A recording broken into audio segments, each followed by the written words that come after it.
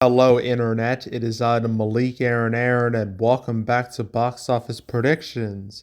Today, we're going to be talking about Ash. So, as usual, we're going to be going over the pros and cons. So, let's get to it. Pros.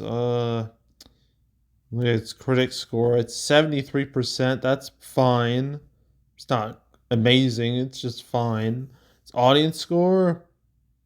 Yeah, I'm saving that for cons. You'll understand why real soon. But yeah, critic score, I'll label that as a pro. Another pro. Who's in this movie exactly? Oh, Aaron Paul, Jesse from Breaking Bad, and the voice of Todd from BoJack Horseman. And dude just voiced in Invincible as Powerplex. But he's mainly known as, Jesse from Breaking Bad. So yeah, that's like his main claim to fame.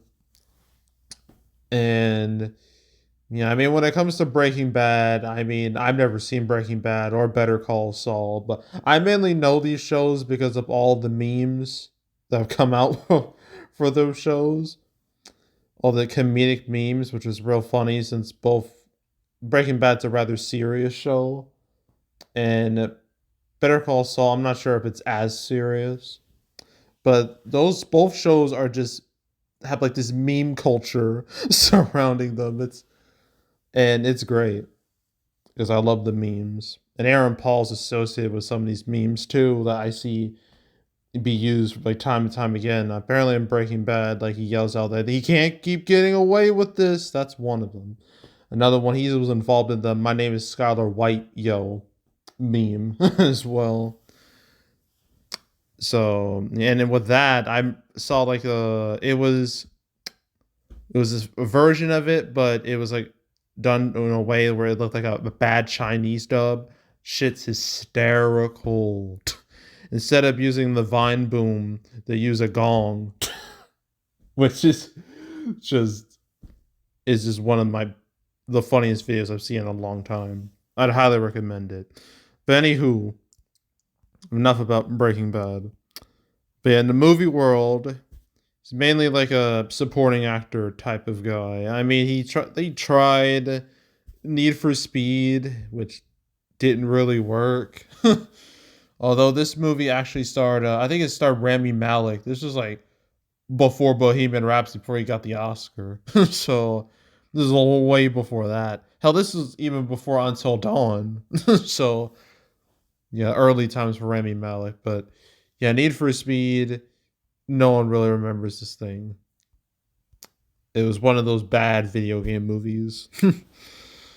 uh oh no. Oh no. Not Exodus. Not the whitewashed story of Moses. Yeah, okay. So Exodus Gods and Kings, because he was in that. This movie is infamous for just being, for its whitewashing and for being a completely inferior version of Prince of Egypt, which will forever be the best Bible based movie ever, in my humble opinion. Nothing will ever touch it. And this movie didn't even come close. And it was a huge bomb. So, yeah. What else is there? Triple Nine, no one remembers that. Apparently, he was in Central Intelligence, but that was mainly just about The Rock and Kevin Hart. And nothing else really after that. He mainly just stuck to TV. But he did have his Breaking Bad Netflix movie in 2019. But yeah, so Aaron Paul, people know who he is. Who else did? Elia Ez I cannot pronounce his name. I'm sorry. Eza Gonzalez, I think. What has she done? I gotta see. Oh my god, Gem and the Holograms. I I don't know the last time I even saw Gem and the Holograms. Even, but yeah, Gem and the Holograms. That was a movie that never needed to exist, and nobody gave a shit about it, and nobody watched it. But yeah, there's Welcome to Man. We're just going through all the obscure as fuck movies today. Welcome to Marwin, a movie no one watched either. There's Alita, Battle Angel, which did well. It could have been a much bigger bomb. Well, it wasn't a flop. I thought it was going to be a huge disaster, but it avoided that. But it just did in the states. Then, oh yeah, Baby Driver's here too. Baby Driver's a great movie. Then there's, I guess, Hobbs and Shaw. She was in that too. Bloodshot, released right before everything went to absolute shit with movie theaters because of COVID. Then Godzilla versus Kong. That's when things started getting better ish for movie theaters. It's Ambulance, Ministry of Unjumbly Warfare. But she wasn't really like a main player in like any of these movies, as far as I know.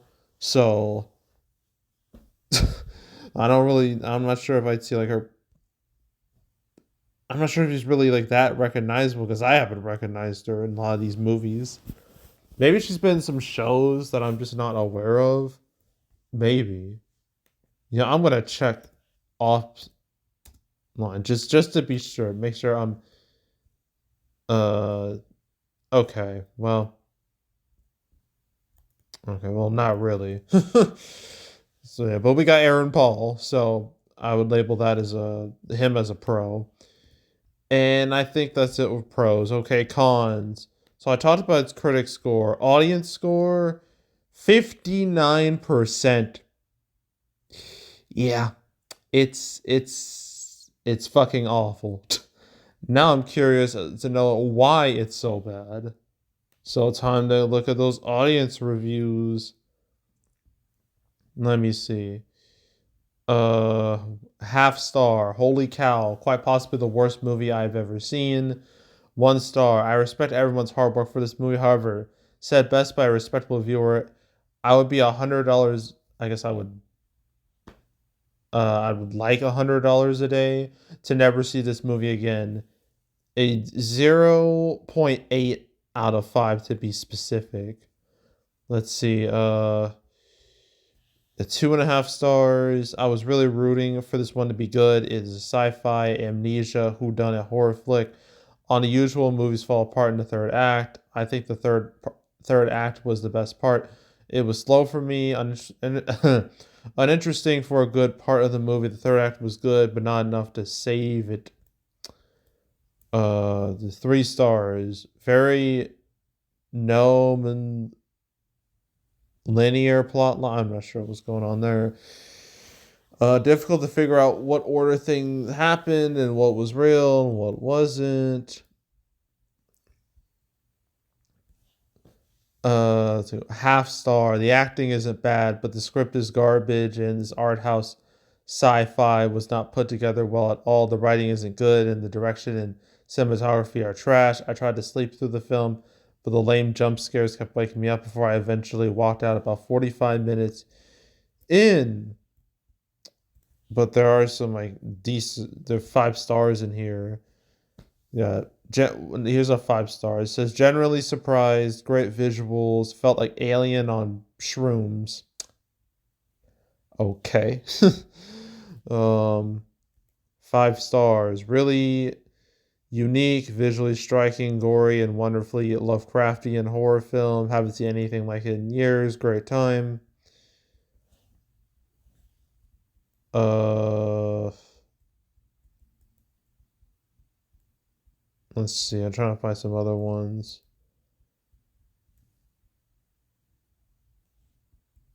Okay, this one's kind of interesting though. To 1.5 stars. It says the score was good and some of the shot framing and lighting was decent. There is a helper robot that is pretty funny in a small role. When it got weird, the really committed to. I guess they really committed to it, and one of their choices I thought was unusually bold. But overall, it is slow for the first hour, and then cheesy for the last 30 minutes, and then it ends with no sex either. So, I guess whoever this was looking forward to a sex scene that just wasn't there. Like I don't even know what to say to that. Uh, let's see, 1.5 stars. Typical cliche and trite story that's been done 1 million times. So, blah, blah, blah. Yeah. So reactions are not good. So that's obviously a con. Another con, marketing, non-existent. I bet you didn't even know this it was even coming out. So I don't need to explain that one. So yeah, Flying Lotus. What the hell is that? I have no idea who that is.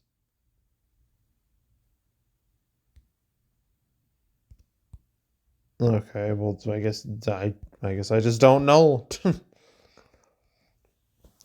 But yeah, no marketing, like real marketing. That's a con.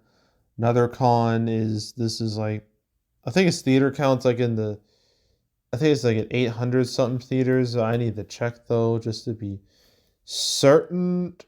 Let me see. Let me see. Oh, it's in like 1,000. It's 1,136 theaters. Okay. So, but it's still a low amount for a movie like this. Usually, you want like a decent theater count to have like a chance at making some money. When it's this low, you're probably not going to make anything. So yeah, that's a con. Low theater count. Another con is RLJ Entertainment. Never heard of them. What are they even released?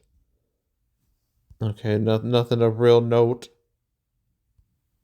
Their biggest hit was a movie that came out like before theaters were ready to really reopen. So that should tell you a lot right there.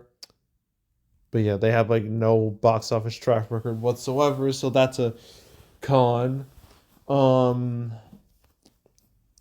Another con is box office environment is terrible, just terrible.